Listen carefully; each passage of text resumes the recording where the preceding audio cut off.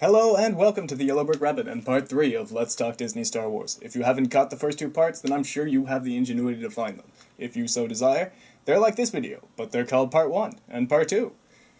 In the last part we discussed Hux, aliens, humans, TR-8R, and Rose. And I totally failed in my attempt to stay away from plot holes.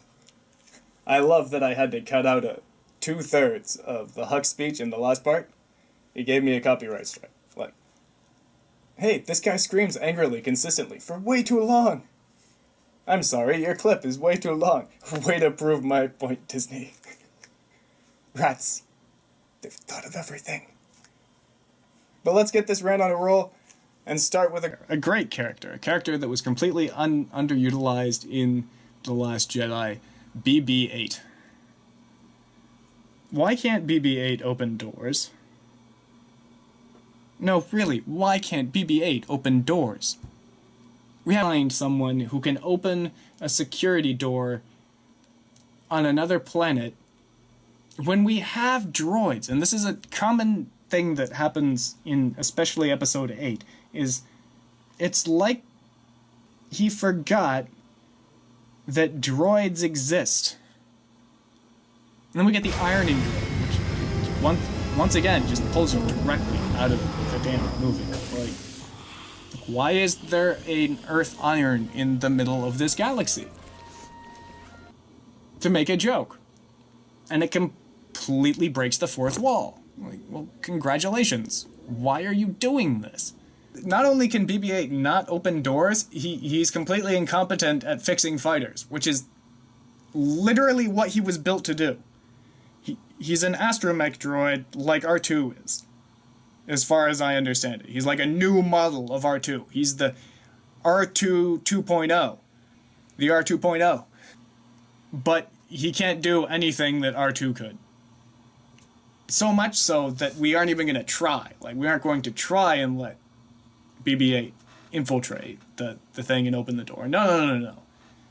He's too incompetent for that. Let's go and find a human who can do it, though. Like, you notice again, it's a human for some reason. Why is everyone human?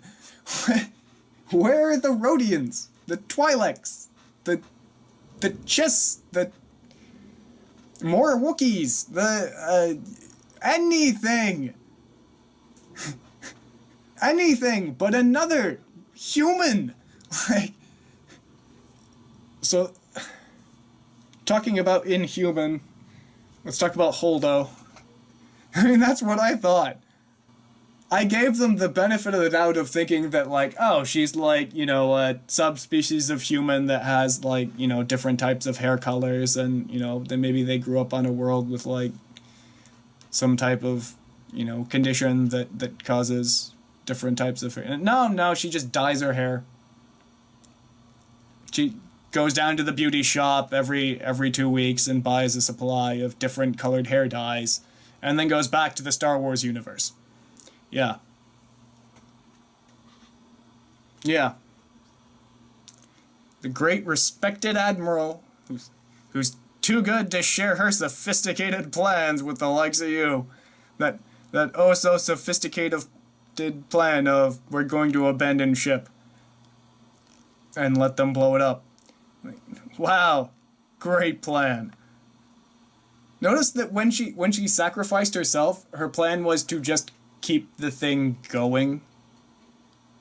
And just before that, like, for some reason, right before she gives up her life, while the resistance is fleeing for its life and at the edge of death, her entire cause is about to go up in flames, and she has time to have some light smiling girl talk with Leia. That's fully pulls you out of the gravity of the situation. And for anyone who says, like, oh, but you were complaining that there weren't enough beats earlier, like, that's not it is a beat, but it's a jarring beat, because the only, like, logical conclusion would be, oh, these two are completely incompetent and unaware of the situation they're in. And they're the leaders. Not only this, but somehow she's a respected admiral of the fleet, but she don't do uniforms. Like, uniforms are just like... jarring. They don't understand characters at all. Holdo is basically passive-aggressive Hux. A character we are told is respected, holds a high rank, but who just doesn't fit whatsoever.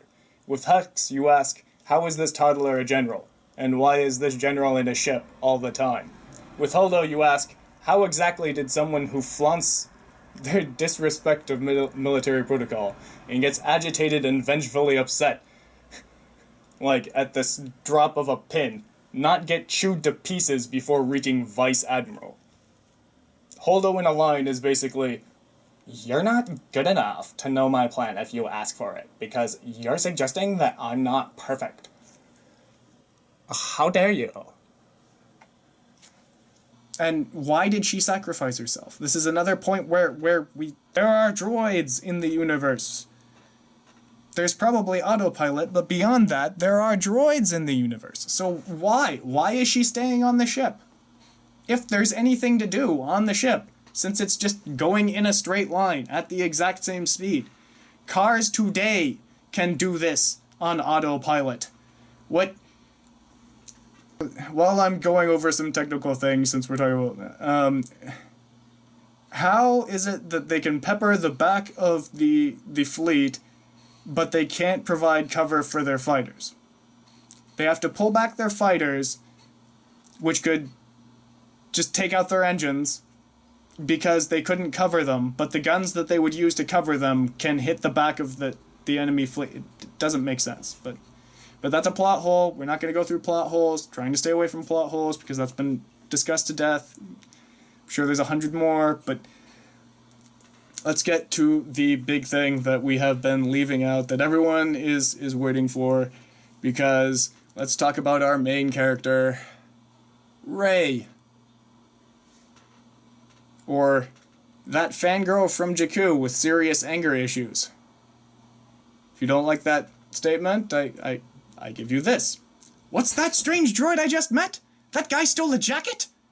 One-of-a-kind jacket. Only jacket like that in the entire universe. There's no other jackets like this. It couldn't just be like a mistake that the droid made, that the droid that you don't know... It's like, we don't tolerate that here on Jakku! I'm gonna kick his butt with my stick!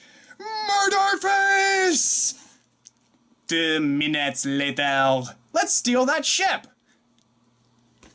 What? What? What are you talking about? Like, no consistency. Within 2 minutes, no consistency. They're on a planet filled with just wretched hive of scum and villainy in the galaxy.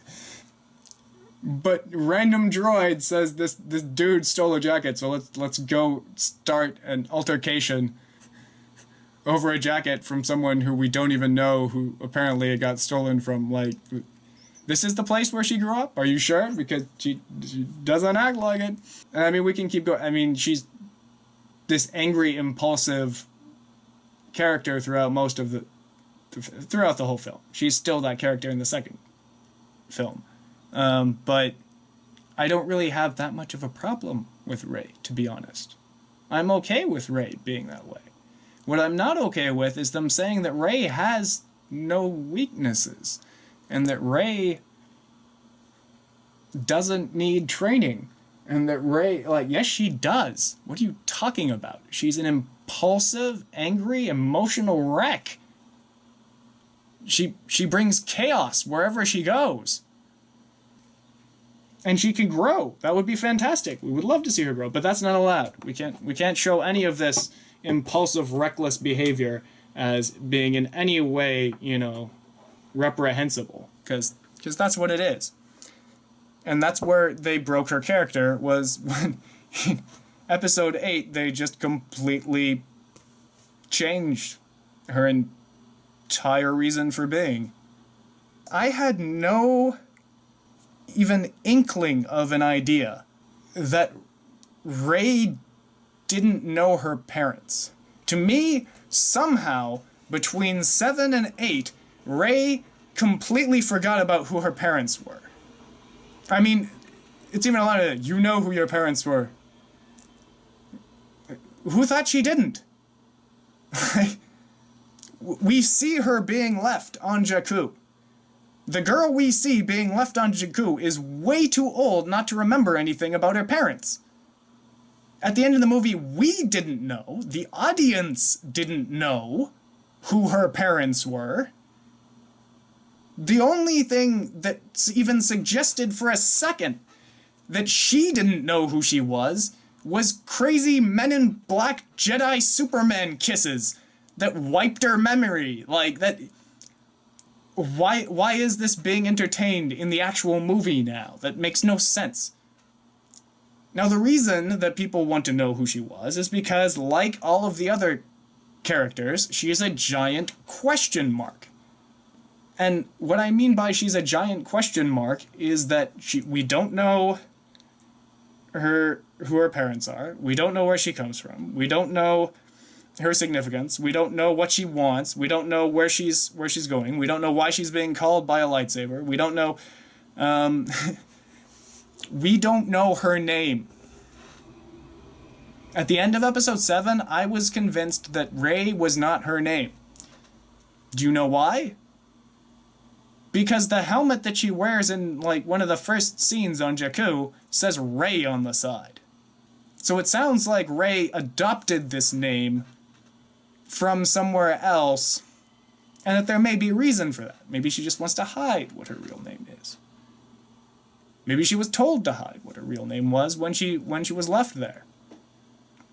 I mean, we can dance around it all day, but for all of the people out there who were fans of theories, she's the granddaughter of Obi-Wan, or she's the... it's like, Star Wars is a saga. In episode 7, it is fairly obvious, as in sign after sign after sign, on top of which this is a saga, that she is Jaina Skywalker. I mean, she's obviously a copy of Jaina, or their version of Jaina. And she's a Skywalker the same way Ben Solo is a combination of Ben Skywalker and Jason Solo. She is a combination of Jaina Solo and Ben Skywalker. Now, her name might not be Jaina. That's fine. I don't care. But that's who she was supposed to be. If not, there is no reason for the lightsaber of Anakin and Luke Skywalker to call to her. And what is this with the lightsaber? I mean, in the movie, it's like the one true ring. It tempts all who come near it. That lightsaber belongs to me. My own. My precious. Like... And the sad thing is that Jaina is so weak of a character, so completely devoid of direction or depth. She's just angry all the time. She's a one-beat character again. Just anger, murder face, anger. And she's supposed to be the up-and-coming Jedi, but she doesn't need to learn anything, apparently. Like, this completely emotional wreck in front of us. It doesn't need to learn anything. To be a Jedi, you know, the people who put emotion aside. I mean, can we just call her Bella and get it over with? Just... Hashtag Team Finn. Hashtag Team Kylo. You need help, people. Neither one of those guys is someone you should want to be in a relationship with. Where's Team Poe? Of all of them, I mean, if you're gonna go for like the most stable and constructive relationship out of the characters that we have in our new group here, I think we would be going for Team Poe. That, but I mean, that's only if you even think of the premise. I mean, I noticed we're talking about the guys here, but how about hashtag could you imagine how terrible a relationship with Rey would be? I'm using hashtag ironically here, by the way, guys. It's stupid. I'm not on this train. You guys enjoy your your little pound sign, because that's what it is. But no, really, like, what makes you think any of these guys would want to be in a relationship with Rey? She's an angry, controlling, compulsive, like, violent. When did this garbage collector on Jakku learn galactic history? Why is she gushing over Han Solo? Because she's a fangirl stuck directly in the movie. I know, it's supposed to echo the scene with Luke and Obi-Wan, but it doesn't. And the original scene would be cringeworthy too, if Luke said, You're Obi-Wan Kenobi, the hero of the Republic and Jedi Knight? Gush gush, blush blush? I think I just realized that both Rey and Finn are basically janitors. Episode 9, Return of the Janitors. We'll wipe the filth from the galaxy. But focus on Rey here. On one hand, she's a poor orphan girl left alone on a cruel planet. On the other hand, she somehow has an intricate knowledge of mechanics, engineering, droid robotics, galactic history, and hyperspace engines. But then I suppose if you can become the most powerful Force user in the galaxy because one dude tried to use it on you once, I guess anything is possible. And even if you give her all these things, she's still completely insecure and directionless. She may say she needs Luke to show her part in all of this, but when she goes out to seek it for herself, she dives right back to the scared little girl waiting for her parents. They focus on it again with Kylo and Rey at the end of the movie. It's like watching a character crawl back in the womb. You're just undoing the tiny bit of character growth we got in Episode 7, and regressing the character even further back than where we started. It's almost like we're supposed to believe that Rey is learning and growing while she's on the island, even though everything they show us suggests the opposite. Yet somehow she goes from thinking the leaf is the Force gullible. I feel something. You feel it? Yes, I feel it. That's the Force. Really? Wow, it must be really strong Oh, with I've you. never felt any... Ow! To bored and annoyed at the idea of lifting a gazillion rocks and spinning them around like we're watching a music video. Lifting rocks.